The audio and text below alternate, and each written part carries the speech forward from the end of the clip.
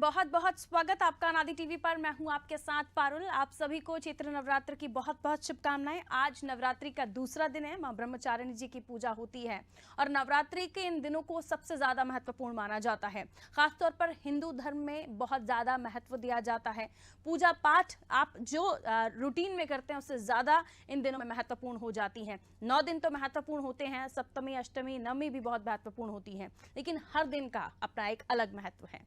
और हर रोज जब आप पूजा करें तो आपको हर दिन की जानकारी होनी चाहिए, किस दिन आपको क्या करना चाहिए कि आप मां को प्रसन्न करें और आपकी मनोकामना पूरी हो जाए। क्या कुछ आपको करना है, क्या कुछ नहीं करना है, तमाम चीजों की जानकारी हम आपको देने वाले हैं और हमें ये जानकारी देंगे पंडित अरविंद तिवारी जी। हमारे साथ इस वक्त मौजूद हैं। पंडित जी बहुत बहुत स्वागत आपका अनादि टीवी पर।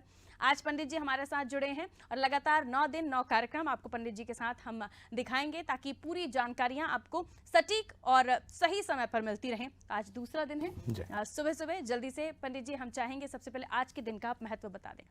देखिए, आज दूसरा दिन है, नवरात्रि का दूसरा पर्व है। चैत्र मास के शुक्ल पक्ष की आज द्वितीया है। आज रविवार का दिन है और माँ ब्रह्मचारिणी का दिन है। देखिए, माँ जगतजननी के 9 स्वरूप 9 दिन के हिसाब से हैं। और जैसे कल हमने जाना कि किस प्रकार माँ ने भगवान हिमावन के यहाँ जन्म लिया और माँ शैलपुत्री के रूप में प्रकट हुई।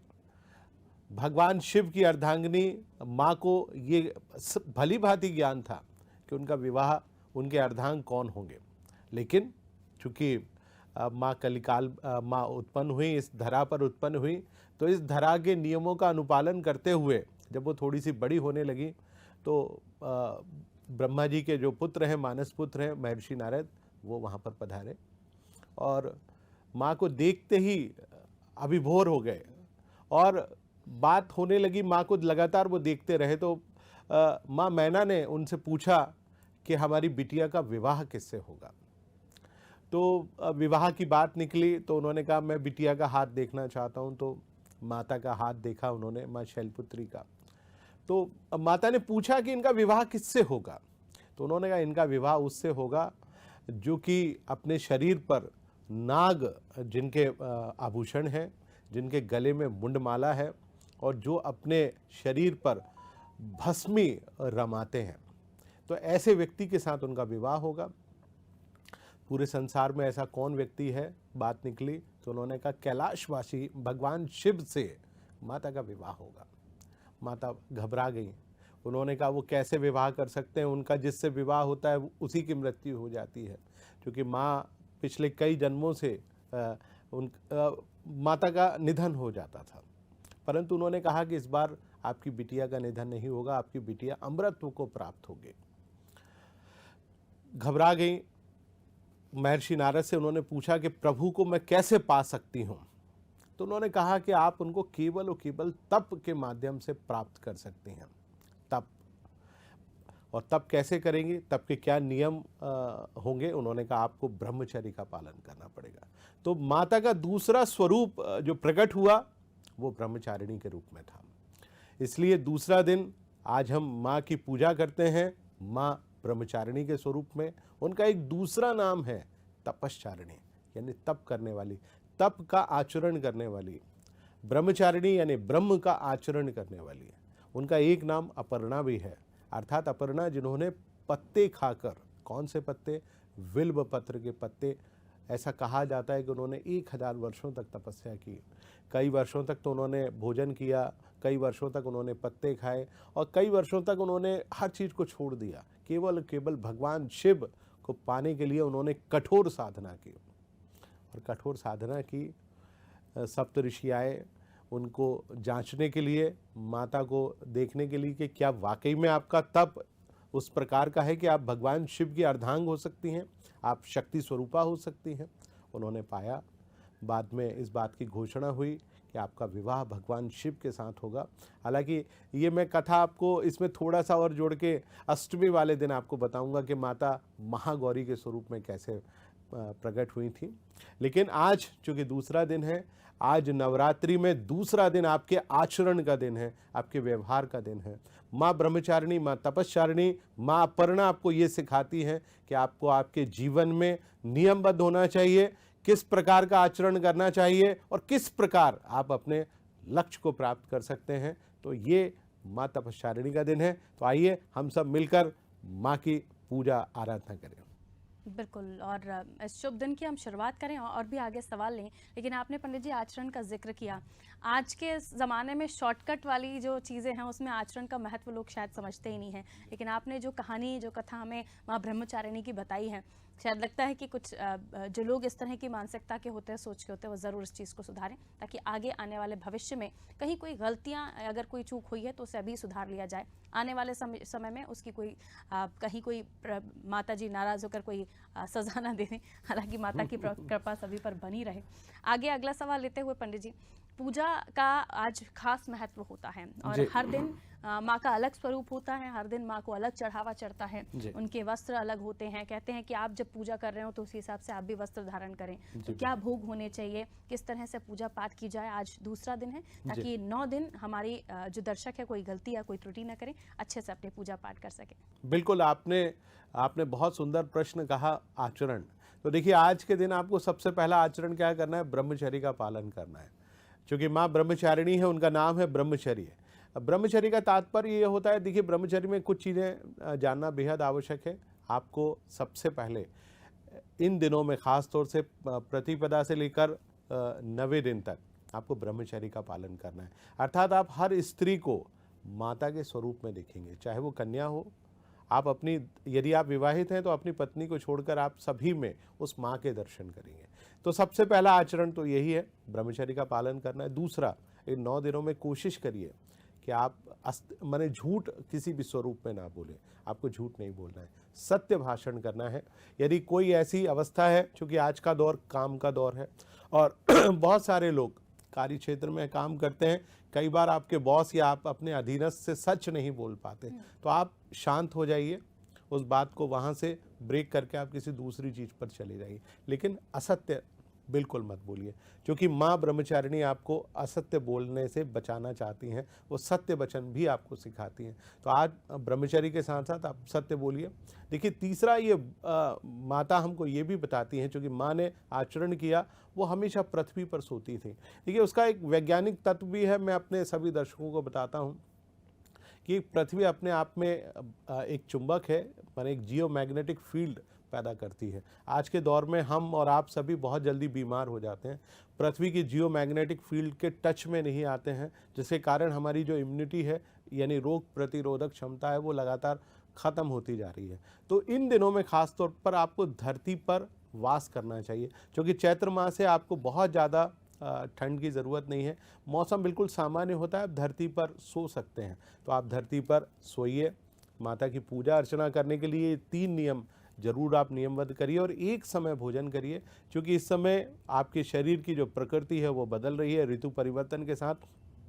इसलिए कोशिश करिए आप कोई भी ऐसा अन्न, खासतौर से प्याज, लहसुन या कोई भी तामसिक अन्न को आप बिल्कुल छोड़ दीजिए। रसाहार करिए आज के दिन, चूँकि माँ ब्रह्मचारिणी का दिन है। माँ ने बिल्व पत्र और बेल का जो फल होता है उसके गूदे को माँ ने बरसों तक अपने भोजन में लिया है। तो आज माँ की पूजा में आपको सामग्री भी वही लेनी है, बिल्व पत्र लेना है, बेल का फल, माने बेल के जो बिल्व पत्र होता है उस पर बेल का फल लगता है, उसके फल को आप ले लीजिए। उसके साथ चूँकि माँ श्वेत वर्ण है, आज उन्होंने जो वर्ण अपना धारण किया हुआ है वो श्वेत वर्ण है। सफ़ेद रंग के वस्त्र माँ आज धारण किए हुए हैं। माँ के 2 ही हाथ हैं, एक हाथ में माला है और एक हाथ में कमंडल है, और श्वेत वर्ण के वस्त्र आज माता ने धारण किए हैं। तो आज आप माता जगत जननी को श्वेत रंग की यदि कोई वस्त्र आप चढ़ा सकें, चुन्नी चढ़ा सकें, या जो आपको अच्छा लगे। भोग में भी सफेद रंग का इस्तेमाल, हाँ, भोग में भी, जैसे नारियल, चूँकि आज नारियल माता को चढ़ाया जाता है, तो नारियल से बनी हुई मिठाई, दूध से बनी हुई मिठाई, खोए से बनी हुई मिठाई, इस प्रकार की कोई मीठा आप ज़रूर बनाएं। माता को खीर भी बहुत पसंद है, क्योंकि विवाह के बाद जब भगवान शिव अपनी सास से मिलने गए थे तो उन्होंने उनको खीर खिलाई थी। चावल से बनी हुई खीर भगवान शिव को पसंद है, इसलिए माँ ब्रह्मचारिणी को भी वो बहुत पसंद है, तो आप उनको भी खीर का भोग लगा सकते हैं। इस प्रकार आप ये भोजन सामग्री लें। माँ का विग्रह यदि आपके पास है, चूँकि हर दिन का अपना एक अलग पूजन का विधान है, तो आज के दिन यदि आपने माता की स्थापना कर दी है तो बहुत अच्छा है। और यदि आपके पास माँ ब्रह्मचारिणी का कोई विग्रह, फोटो, चित्र या उनकी प्रतिमा है तो आप आज की पूजा की विधि थोड़ी अलग है। उसको आप ऐसे कर लीजिए, लकड़ी के पटे को लीजिए, उसको धो पोंछ कर आप उसको स्थान पर स्थापित करिए। श्वेत रंग का आप वस्त्र बिछाइए, चूँकि माँ की पूजा में आज श्वेत रंग बहुतायत में इस्तेमाल करते हैं। श्वेत रंग की चुंडी ले लीजिए। आज उनको श्वेत चंदन लगाया जाता है। माँ अभी अविवाहित हैं, तपश्चारिणी हैं। माँ को आज सौंदर्य और श्रृंगार की वस्तुएं हम नहीं चढ़ाते। हाँ, लेकिन आपको सुगंधित द्रव्य जरूर रखना है। तो एक रुई के फाये में आप इत्र या फुलेल या जो आपके पास हो चढ़ाने के लिए वो आप अवश्य रखिए। तदुपरांत जैसा मैंने आपको बताया, बिल्व पत्र लीजिए, साथ में बेल का फल लीजिए और इन सारी सामग्री, श्रीफल माँ को बहुत पसंद है तो आप वो सारी सामग्री रखिए। श्वेत रंग का चंदन रखिए, माँ को बिठाइए। सब कपड़े के ऊपर सफ़ेद रंग का वस्त्र बिछाइए, उसके ऊपर माँ की प्रतिमा, माता का चित्र, माता का विग्रह जो आपके पास हो बिठा दीजिए। पंचोपचार से पूजा करनी है। पंचोपचार माने दूध, दही, घी, शहद और शक्कर। सबसे पहले शुद्धोदक स्नान करा लीजिए, फिर दूध से स्नान कराइए, फिर दही से स्नान कराइए, फिर शहद से स्नान कराइए, फिर घी से, फिर शक्कर से, फिर एक बार पुनः शुद्धोदक स्नान कराइए। पुनः माता को आप उनके आसन पर बिठा दीजिए। माता को श्वेत रंग का चंदन लगाइए। माता को यज्ञोपवीत हमेशा चढ़ाया जाता है पूजा में। मैं हमेशा आपको कल भी आपसे कहा, आज भी इस बात को कह रहा हूँ कि आप यज्ञोपवीत आप रखिए। यज्ञोपवीत रखने के तदुपरांत आप माता को श्वेत रंग का वस्त्र चढ़ा दीजिए और उसके उपरांत आप दुर्गा सप्तशती का आज यदि आप दूसरे अध्याय का आप जाप कर पाएँ, पाठ कर पाएँ तो उसको आप अवश्य करिए। नहीं तो माँ जगतजननी के मंत्र का जाप करिए। करके देखिए, माँ ब्रह्मचारिणी का आशीर्वाद आपको अवश्य प्राप्त होगा। बिल्कुल, माँ ब्रह्मचारिणी का आशीर्वाद बिल्कुल अवश्य आपको प्राप्त होगा। आप पंडित जी की तमाम बातों को ध्यान में रखते हुए अपनी पूजा संपन्न करें और इस बात का ध्यान रखें कि उसमें आप पवित्र मन से, पवित्र भाव से, अच्छे से आप दिल लगा के, मन लगा के, श्रद्धा से आप पूजा करें और माँ ज़रूर प्रसन्न होंगी। पंडित जी, सुबह और शाम दोनों समय हम पूजा करते हैं, आरती करते हैं, तो क्या दोनों समय पर पूजा करने की विधि या फिर आरती के समय पर कुछ और उपयोग किया जाता है? इस बारे में भी हमारे दर्शकों को बता दें आप। देखिए, माँ जगतजननी की पूजा मूलतः रात्रि को ही होती है, चूँकि हम नवरात्रि पे शक्ति की आराधना कर रहे हैं। लेकिन प्रातःकाल चूँकि माँ जगतजननी की हम पूजा अर्चना कर रहे हैं, माँ को स्नान कराना, उनका श्रृंगार करना, उनका भोग लगाना और सुबह प्रातःकाल उनकी आरती करना बेहद ज़रूरी है। पर मैं हमारे दर्शकों को कहूँगा कि आपको वैसे तो चारों पहर पूजा होती है, लेकिन सायंकाल में ज़रूर एक बार पूजा अर्चना करना चाहिए। बहुत सुंदर प्रश्न आपने पूछा। तो जो आपके पास पूजा सामग्री है उसमें माता को, चूँकि हमने स्नान ध्यान तो करा दिया है, अब माता को हमको एक बार पुनः थोड़ा सा श्रृंगार करना है। श्रृंगार के तौर पर क्या करना है, जो श्वेत रंग का चंदन है, आपने देखिए केवल माँ ब्रह्मचारिणी को ही श्वेत चंदन लगाया जाता है। बाकी माता के 9 स्वरूप में आपको लाल यानी रक्त चंदन का ही इस्तेमाल करना है।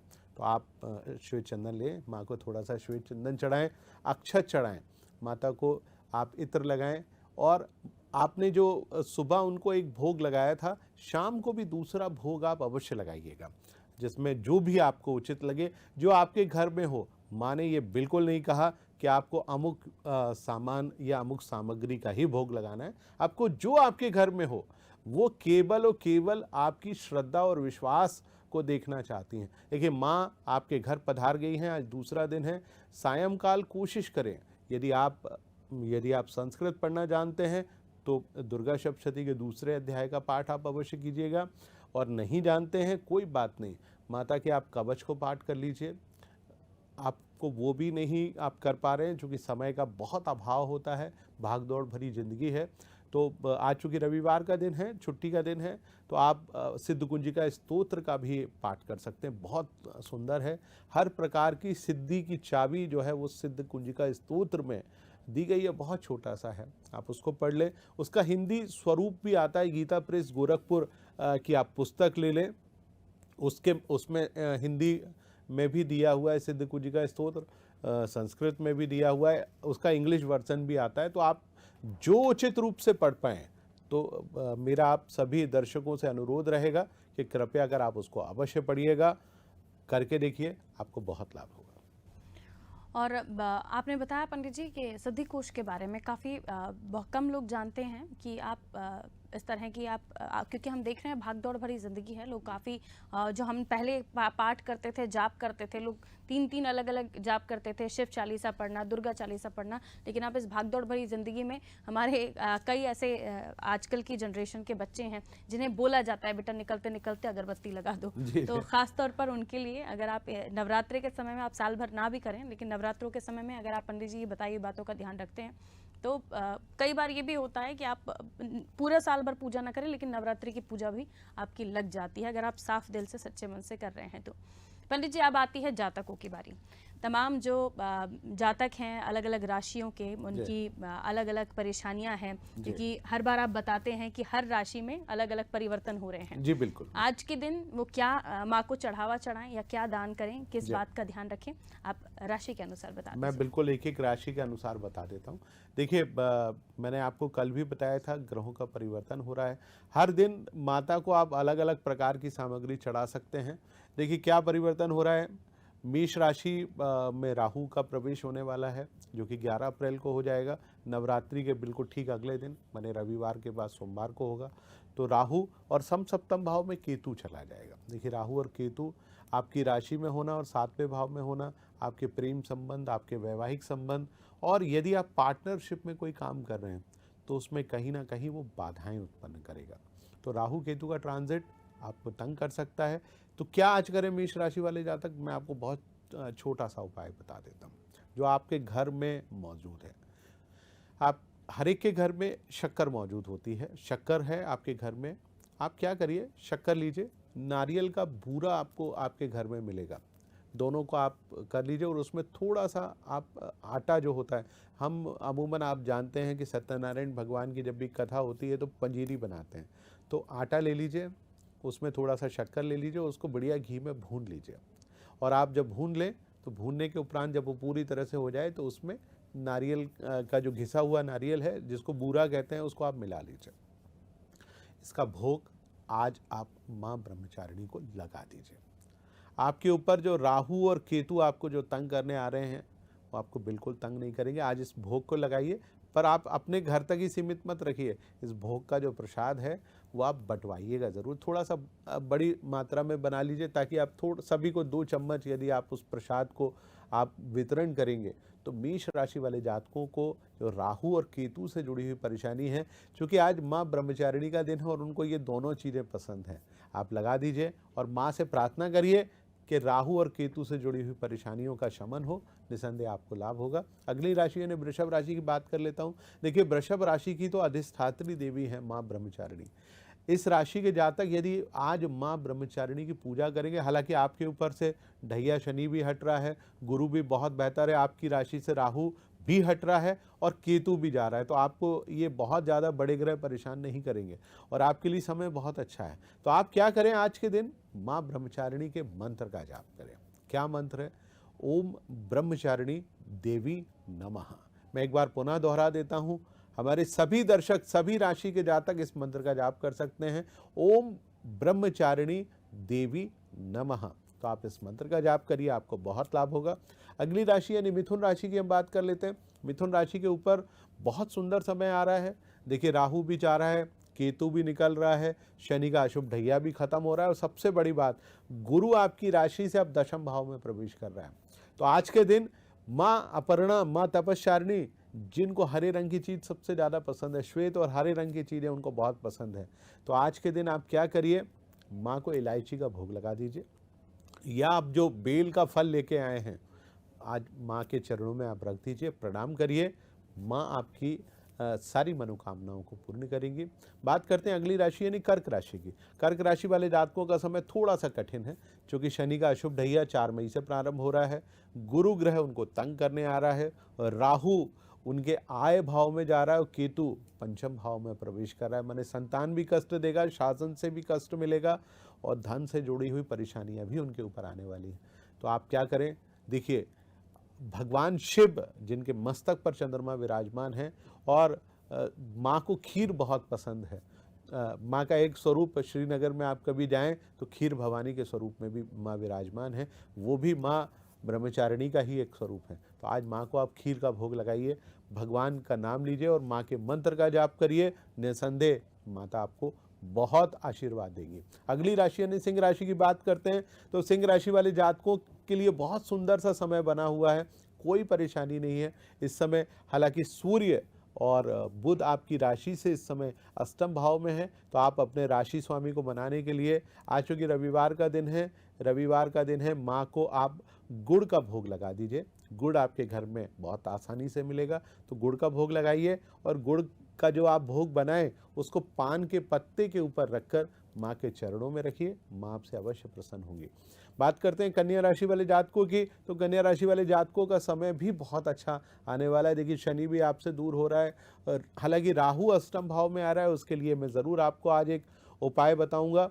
राहु के लिए आप इतना ध्यान रखिए कि आपको कोशिश करना है कि आज काले तिल से बनी हुई कोई भी सामग्री या कोई भी मिठाई आपके यहाँ हो, नहीं भी हो तो एक पान के पत्ते के ऊपर थोड़े से काले तिल रखिए, माँ के चरणों में रख दीजिए। माता आपके ऊपर आने वाले अशुभ दशा से आपको बचाएगी। अगली राशि यानी तुला की हम बात कर लेते हैं, तो तुला राशि वाले जातकों के लिए जो कि केतु आपकी राशि में आ रहा है और सप्तम भाव में राहु का गोचर है, थोड़ी सी परेशानी का समय है तुला राशि वाले जातक। हालांकि अशुभ ढैया जो शनि का है वो आपके ऊपर से दूर होने जा रहा है, तो बिल्कुल आप चिंता मत करिए।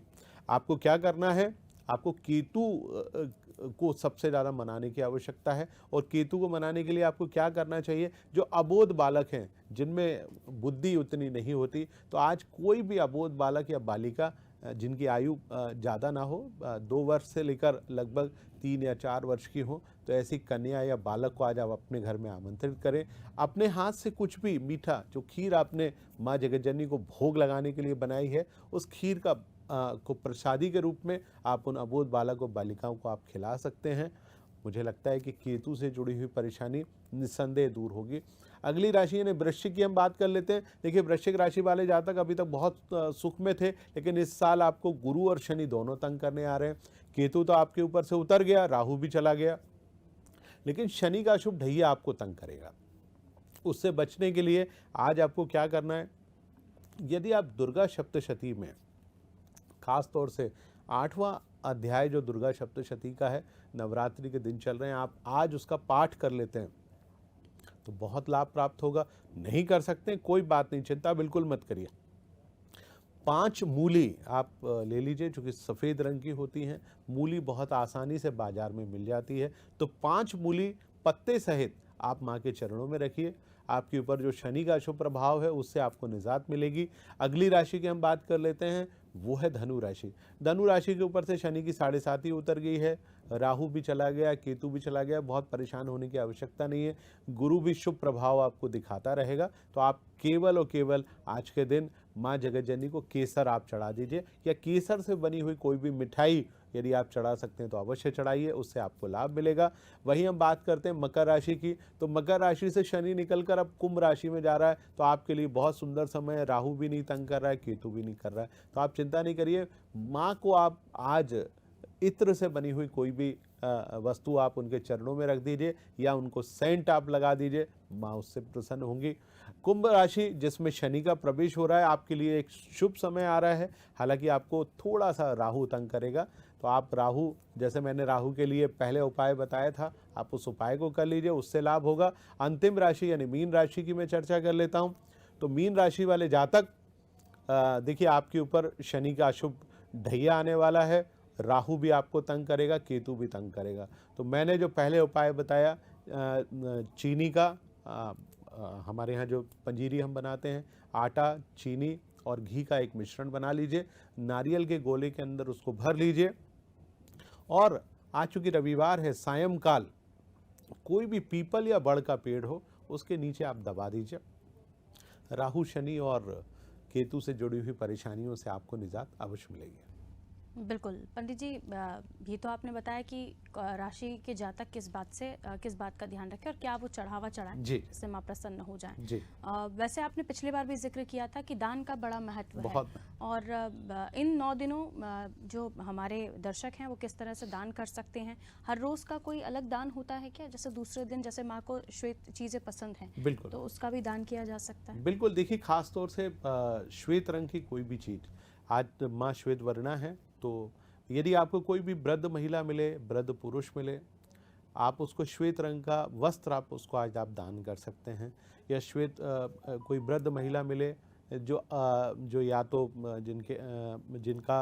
जिनके पति ना हो या अविवाहित हो, तो आप उनको श्वेत रंग की कोई साड़ी, श्वेत रंग का ये कोई वस्त्र आज आप उनको दान करेंगे। विवाहित को नहीं करिए। विवाहित महिला की पूजा हम तीसरे दिन से प्रारंभ करेंगे, लेकिन आज आप अविवाहित देखिए या ऐसी कोई वृद्ध महिला देखिए जिनके पति देव ना हो, तो आप या जिन्होंने विवाह ना किया हो, आप उनको आज श्वेत रंग की सामग्री आप दान करें, जिसमें नारियल हो सकता है, नारियल से बनी हुई मिठाई हो सकती है, या आप श्वेत रंग का वस्त्र आप उनको दे सकते हैं, या कोई भी सुगंधित चीज़ जो श्वेत रंग की हो आप उनको दान करिए, निसंदेह लाभ होगा। क्योंकि आज माँ के उस रूप की हम पूजा कर रहे हैं जिनकी शादी अभी नहीं हुई है। तो खास तौर पर अगर जो युवतियाँ हैं जो चाहती हैं कि उन्हें उनका शिव जी की तरह उन्हें भी वर मिले, तो उन्हें क्या करना चाहिए आज के दिन पंडित जी?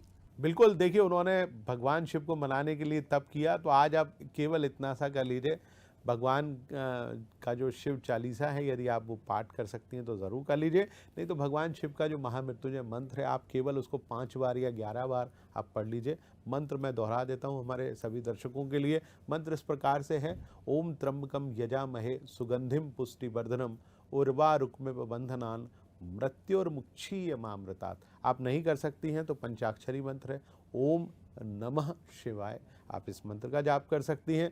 इससे भी आपको बेहतर मंत्र चाहिए तो एक 4 अक्षरी मंत्र आपको बता देता हूं, जिससे भगवान शिव बहुत ज़्यादा प्रसन्न होंगे। मंत्र इस प्रकार से है: ओम हौं जूम सह, ये 4 अक्षर का मंत्र है, आप इसको भी पढ़ सकते हैं। आज के दिन पढ़िए, भगवान शिव से प्रार्थना करिए कि प्रभु आप जैसा सुशील और शांत चित्त वाला वर हमको प्रदान करिए। हम कुछ भी कहें लेकिन वो भगवान शिव की तरह हर प्रकार से गरल यानी विष पीने वाला हो, हमारी बातों को किसी बातों से नाराज ना हो, हमको भगवान शिव की तरह जैसे उन्होंने अपनी माता पार्वती को प्रेम किया वैसे ही वो प्रेम करें, ऐसा हमको पति मिले। तो आप माँ से ऐसे वरदान को मांगिए, निसंदेह मिलेगा।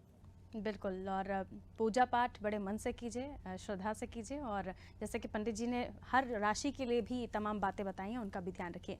पंडित जी बहुत बहुत शुक्रिया, आप हमारे साथ जुड़े। पंडित जी लगातार हमारे साथ 9 दिन जुड़ने वाले हैं, आज दूसरा दिन है, कल भी हम पंडित जी के साथ आएंगे और आपको तीसरे दिन के बारे में भी जानकारी देंगे कि आप क्या करें क्या ना करें।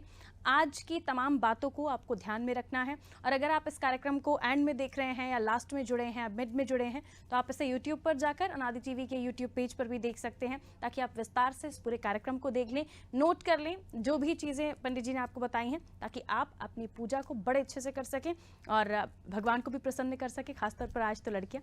दीजिए इजाजत, रखिए अपना ख्याल। नमस्कार। नमस्कार।